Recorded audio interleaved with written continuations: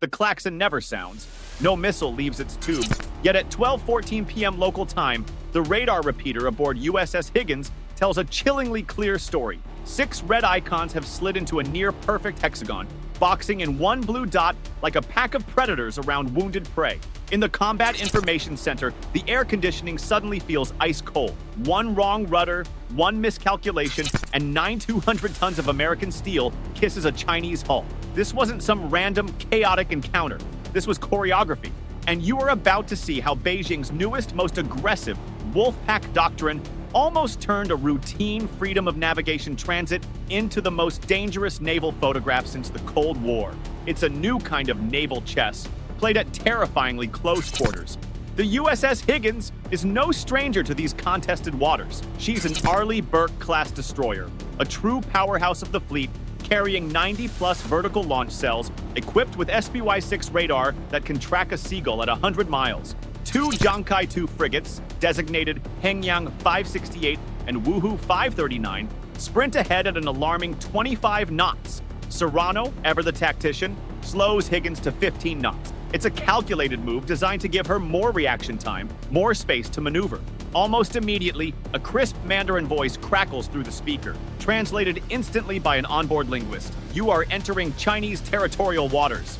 Leave immediately or bear full responsibility. Higgins' reply is regulation polite, perfectly professional, yet utterly defiant. I am a United States warship conducting innocent passage in international waters. That's when the situation escalated dramatically. Destroyer Changsha 173, a formidable vessel, appears from the west, making a terrifyingly fast beeline directly for Higgins' port quarter. Her captain executes what U.S. tacticians grimly call a shoulder rub, a 90-degree cut across Higgins' bow, designed with one clear purpose: to force the American ship either to slow down drastically, or worse, to sound the collision whistle. The 2 warships pass with a mere 180 yards between them, less than 3 football field, a distance so close it makes 300 sailors on each ship feel like they can read the other's flag. You can practically hear the collective held breath on both bridges. Then, from astern, Luoyang 3 destroyer Yinchuan 175 slides seamlessly into Higgins' wake. Every single time Higgins tries to alter her course even slightly toward open water, a Chinese hull mirrors her movement, maintaining the suffocating encirclement. They never quite cross the bow, never initiate a direct collision, but they make it abundantly clear: you are not going anywhere without our permission. No guns are aimed directly at Higgins. No fire control radars illuminate her, locking on as if preparing to shoot. That would be an undeniable breach of peacetime rules, an act of war. What truly makes this Wolfpack tactic so alarmingly effective isn't just the sheer number of ships, but the sophisticated data fusion that underpins their coordination. Imagine 6 smartphones, all snapping the same GPS-tagged photo simultaneously, then instantly sharing that information to create a single, unified, real-time picture. That's essentially what's happening here, but on a naval scale. Each Chinese destroyer, frigate, and even the electronic reconnaissance ship shares its sensor data through high-speed, line-of-sight data links. The United States still undeniably owns the most advanced single platforms in the world. Our stealth destroyers, our cutting-edge aircraft carriers, our highly trained crews are second to none. Captain Serrano, however, is no one's easy prey. Her countermove is older than submarine warfare itself, a classic maneuver that leverages the physics of the ocean.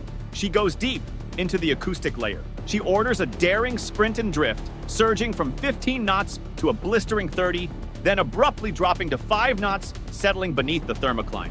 Beneath it, sonar conditions favor the pursuer, making it harder for surface ships to detect submerged objects. The destroyer's wake foams white, a violent churn of water, momentarily forcing the nearest frigate to turn away, lest it get swamped by Higgins' sudden, powerful surge. For the first time in hours, a genuine gap opens in the suffocating encirclement. Chief quartermasters, their faces tight with concentration, train their signal lamps on the Chinese bridge wings, flashing Morse code across the water. Maintain safe distance. There will be no photographs of retreat today.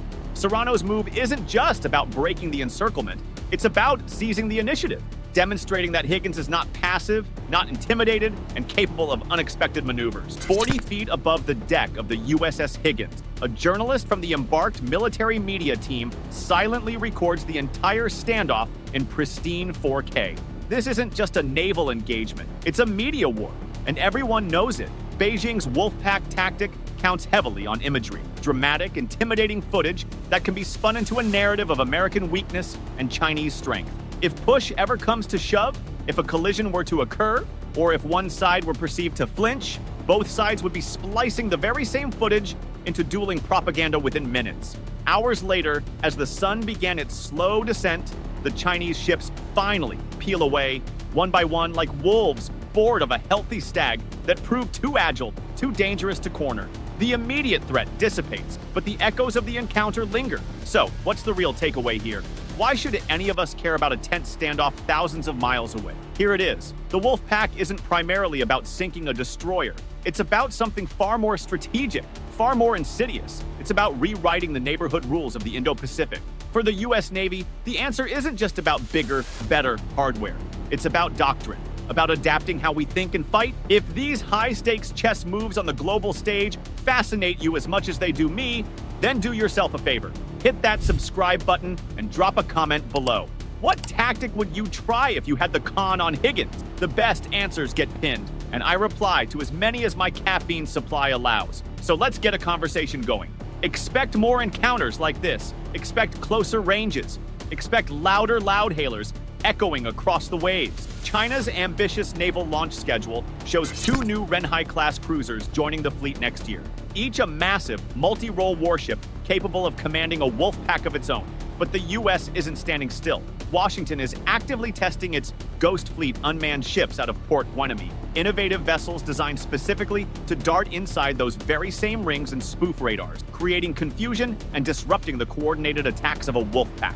Neither side plans to back down, and for good reason. Thanks for watching. Smash that like button if you learned something new. Share this with a friend who still thinks naval standoffs are slow and boring, and I'll see you in the next deep dive. Stay sharp, stay curious, and always keep a weather eye on the horizon.